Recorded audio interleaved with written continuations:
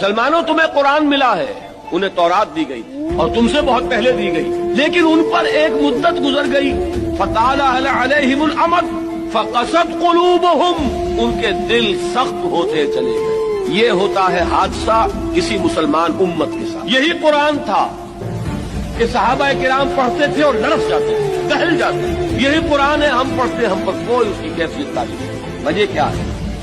ہمارے دل سخت ہے، اور سختی کا یہ عالم ہے۔ سورہ بقرہ کے شروع میں اہل کتاب سے، یہود سے خطاب کر کے کہا گیا ہے ثم قست قلوبکم فہی کالحجارۃ او اشد قسوۃ، پھر تمہارے دل سخت ہو گئے اور وہ پتھروں جتنے سخت ہیں بلکہ ان سے بھی زیادہ سخت۔ فإن من الحجارۃ لما يتفجر منه الانہار، چٹانیں تو وہ بھی ہیں جو پھٹ جاتی ہیں، ان میں سے پانی نکل آتا ہے، پتھر وہ بھی ہیں جو گر پڑتے ہیں اللہ کے خوف سے۔ لیکن یہ کہ جب انسان کا دل پتھر ہوتا ہے تو کوئی شے اس کی سختی کا مقابلہ نہیں کرتی۔